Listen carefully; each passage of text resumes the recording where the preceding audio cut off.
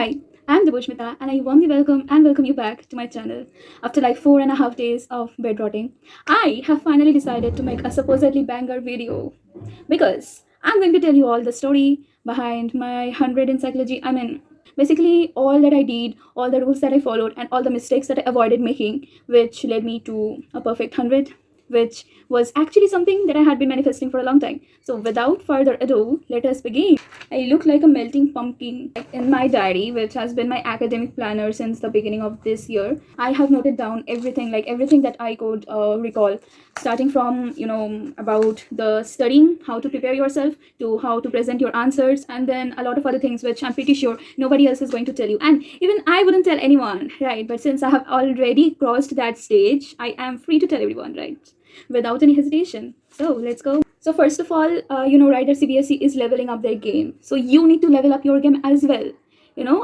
During our time, there was this 40 to 50% of competency-based questions, but you have to prepare yourself keeping in mind 100% competency based question, because I'm pretty sure that many of my batchmates will agree, although we were told, instructed officially that somewhat like 40% of the questions will be competency based.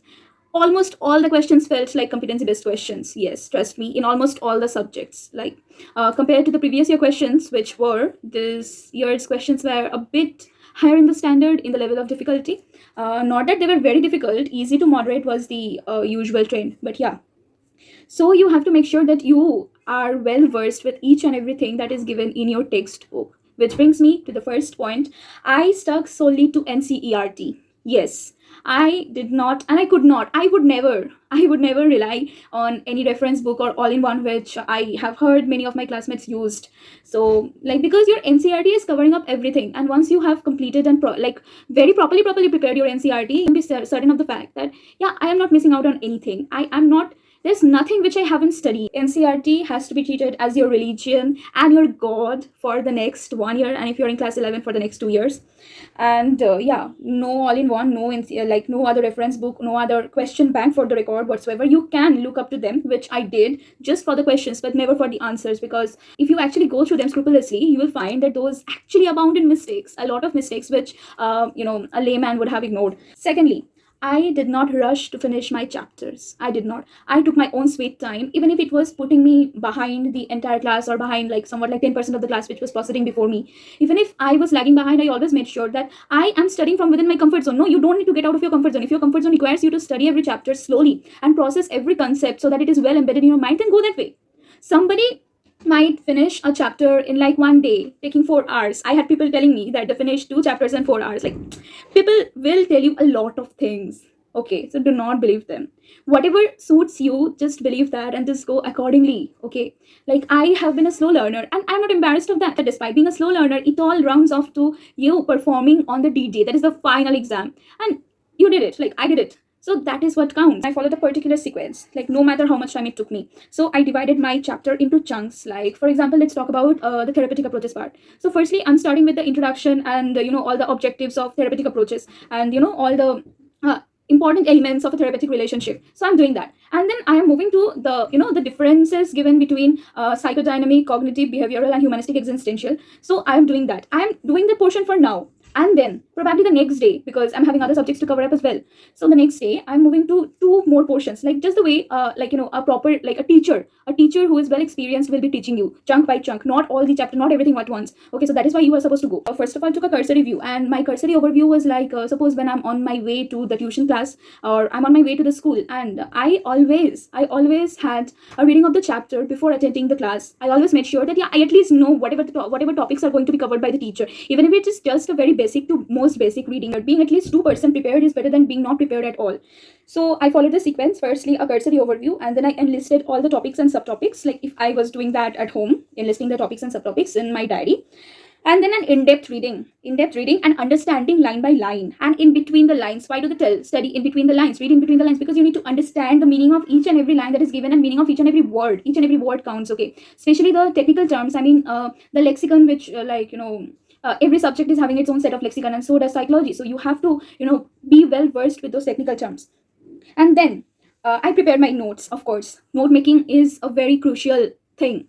especially for every humanities student, for every subject, not just for psychology. Then learning the notes, how is it going to help you during learning? So when you are making the notes, you are once writing it down, and you know the old saying goes that if you have written something down, you tend to remember it better than other things. So that is the thing. So you once it is written down, and I have committed it to my memory a bit, so then, like, you know, I can revise my own writing, I can make my own bullet points, I can use my own type of highlighting, using different colors, using a blue color for writing the entire line, but using a red color pen just for like, you know, writing the keywords. So those things are going to help you so much that you are going to put, like, you are going to write in the same manner, same organized manner, just the way you did in your notebook in the exam paper. Like if you're preparing the notes and you are preparing like flow charts, tables, and you are using bullets and everything, all the headings and subheadings properly capitalized and underlined, so you, this is getting just, you know, it's becoming a muscle memory for you. And on the final day, when you are giving your final exam, you already know that, yeah, this is the, like, this question is being asked from this portion, and I already know what kind of note I made from this portion. So yeah, just write it down. But that's it. Examples. Psychology screams examples. You have to mention examples for each and every question. I made sure to mention examples for each and every question. Yeah, of course, unless the question itself was a case and you had to identify the kind of phenomena, the disease, or like, sorry, I mean the disorder, or the kind of therapy which is required, or whatsoever. Okay, so always make sure that your answer is having examples. I remember one time that my teacher deducted some mark because I did not mention an example, but you know, that actually helped me, because then on I started incorporating examples with each and every answer. Then comes diagrams. Include diagrams in your answers. Now there are the two types of diagrams. One type of diagram is the diagrams you know, which you have, for example, let's take up the self and personality chapter. The relation between, you know, culture and self, like the Western and the Indian or the Asian model, you know, that is the diagram is there in your book. And there's also this diagram of the levels of consciousness of Sigmund Freud, and also the other real self and ideal self. It is there by Carl Rogers. So those diagrams are the ones which are mentioned in your book, and if you are being asked a question from that, mind you, please do draw those diagrams. Not going to take you a fortnight. The other type of diagram which I was talking about is the flowcharts. You can mention it like in the form of flowcharts. For example, I had this particular question which required me to write about hardiness, Kobayashi hardiness. So the 3 C's: control, challenge, and commitment. The 3 C's were there. So I put those 3 C's in a box, and then, like, I did it like somewhat. They were shapes in my paper, like not the floral kind of embroidery that people do on their projects. Of course not. That is going to be very, very cringe. Okay, but you can take a 360-degree protractor if you have, and you can, like, you know, put something in the middle. Yeah, there was my attitude change for the question, and I put attitude change in the middle, and then I like made its arms, and then in other circles I made by learning attitude by association, and learning attitude by being rewarded or punished, and like all of those other things. Understanding is of utmost importance, especially in case of a subject like psychology. Okay, get even the pettiest of your doubts solved. Trust me, your teacher does not mind solving your doubts. Get those solved, and do not rely on the answers which are given in your question book, question bank. If you are following some of the reference book, do not rely on those answers.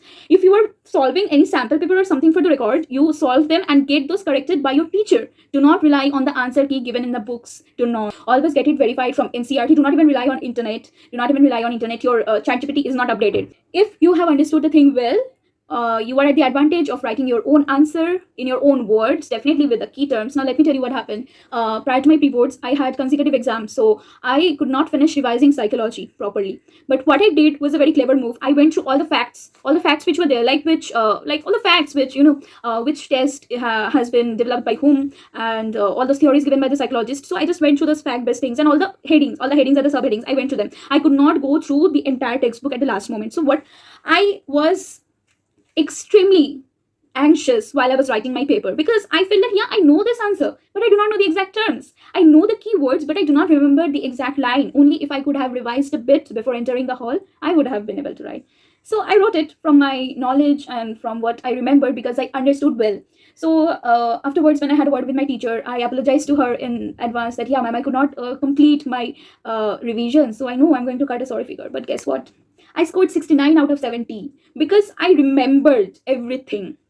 I just went through the facts at the last moment, which you can do if you are running out of time at the 11th hour, because you already know the entire chapter, so you don't have to go into all the details. Okay, then try to stick to the same headings and subheadings as given in your book, okay, as much as possible, because that is ensuring 100% accuracy. Assess yourself. Assessing yourself is very important. If your teacher is taking weekly tests, that is a good thing, because then you will be pushed to assess yourself. But even if your teacher is taking monthly tests or like whatever, make sure that you assess yourself, note down your mistakes and work on them more and more. I made it a point that in whichever part I'm struggling in, after my each chunk by chunk assessment, so I'm going to redo it once again. Yeah, and whenever I'm learning, if I have learned like one page at a time and then I'm moving to the second page, after learning the second page, I will once again come to the first page and I will just have a look. And yeah, do I remember those terms? Yes, I do. So I can move on to the third page. You don't have to know what you have to remember. You have to know what kind of information you have to remember. Okay, like let's talk about this, the substance abuse and addictive thing, which alcohol, heroin, and cocaine. I was actually facing a problem with learning this portion.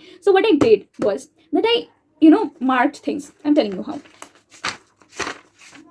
I marked it like, firstly, know the key terms. Okay, in your first point, the key term will be drink and rely. So drink and rely. The first point, drink and rely. Yeah, I have understood it well, and I remember that is it. So yeah, people drink large amounts regularly and rely on it to help them face social situation, difficult situations. Then interferes. Then withdrawal and tolerance. So those are the key terms. If you remember what kind of information you have to write in alignment with these key terms, so your answer is already there. In case of heroin as well, like firstly, social and occupational functioning, then secondly, tolerance, withdrawal, thirdly, overdose. Overdose, what happens after overdose? So you were writing. Revising before the exams. Revise the chapter from the back, not from the beginning. Because if you're starting a chapter from the beginning, 99% of times, by the time you go to the last page, your energy is already exhausted and you don't feel like studying the last portion. But every part of the chapter is important. So every time I was revising once from the beginning and then from the end. Because I knew in chapters like, in each and every chapter, to be honest, my last portion was a bit not so done properly, which I recovered during my revision from the back. So revise the chapters from the end. 11th hour, your question bank, your all-in-one, nothing is going to help you. If anything at all is going to help you, your NCERT is going to help you. So you can trust NCERT blindly. Nothing is going to be asked from outside of it, but things are going to be asked from inside your NCERT textbook, which you need to know. Always remember to underline your keywords, and you should have a proper structure: interaction, presentation, and conclude. They have just told you techniques of self-control. So firstly, you can mention like self-control is a behavioral aspect of the self, and the definition of self-control and what it requires to do. And then in the presentation, you mention the points, self-instruction, reinforcement, and observation of your own behavior. And then in the conclusion, you can just like how it is helpful, or give examples like of self-control, like Vrata, Rosa from the Indian tradition. Okay, so this is how you can write false proof answers: introduction, presentation, conclusion. Here are some resources that I used after every chapter I completed. I solved chapter-wise MCQs, which I will be uploading in the description. PYQs I did from the PYQ book, which I have. I'll be uploading that as well. But please, it's a gentle request. Please do not follow the answers which are given in the book, because I did not, honestly. And in whatever sample question paper I'll be uploading from Oswald or some other book which I have, please do not follow the answers which I have marked. And even if do not follow, just do it yourself, because I might have made a mistake and not even felt like correcting it. So please do not rely on my answers. Yeah, I cannot guarantee you that it is 100% correct. Lastly, you are having your 5 practicals to be done in a file, and most probably your teacher will start giving you the practicals one by one from now, the summer vacation itself. So start copying them from now. Please do not leave it for the 11th hour. Okay, I knew that at the I can tell you that at the 11th hour there will be so much work to do, because you will be having another case file to prepare. If you really love a subject, you will certainly want to learn it so well that you score 95 plus in it. And let's be honest, marks do honestly matter. Marks really do matter. Like, anyone who is telling you marks do not matter is just moral policing, and they're lying. Okay, so in case of a subject which you are studying and understanding so well, definitely you will want to score full marks, or somewhat closer to it. So what I will say is that always aim for the sky. Always keep your target high. That 100% is the aim. If you're aiming for 100%, you will definitely go somewhere closer to it. You will definitely go beyond 95%. I can assure you that. Whatever you do it out of your love for psychology and not out of the pressure of scoring high in this subject. Because if you once read this subject well, you will actually fall in love with the subject like I did. And psychology has been my comfort subject for the last 2 years. And I'm so glad that I took up this subject, because if not for psychology, I would have missed out on so many things in life. I honestly would have. So that is all I had to say. Basically, I think I did not miss out anything. I'll be uploading all the resources as I promised earlier in the description box. If any one of you has any more query, you can comment down. I am open to every sort of query. And thank you for watching till now. And I am thankful to you if you felt that I have been of use to you in some way or the other, and I have been able to guide you somewhat. So yeah, with love, Devoshmita. Stay tuned, because I might as well make videos for geography, political science, and Bengali. So I really studied each and every portion of the book. Each and every word which I was struggling at, I circled it. There was a cover and it came off. Nothing which I did not study. And if you feel that making notes is going to be a very hectic thing, especially when you are having time constraints, so what you can do is that you can make, although I did make notes for this, but this was just for remembering, just so that you can remember it better. You can paste sticky notes and write down the names. It's a group thing, since I did not make a separate note as in such for this chapter, the 7th chapter. So I made a note of all those important keywords in each line, and that is how I remembered it. Okay, yeah. This is how I made mnemonics, and I studied every portion thoroughly, every word. Okay, like for example, in the social facilitation, I missed out on the alone word, so I encircled it so that I remember it better. And yeah, it's important. You need practice, you need dedication, you need to give your effort, time, and energy to it. Otherwise, it's not really possible.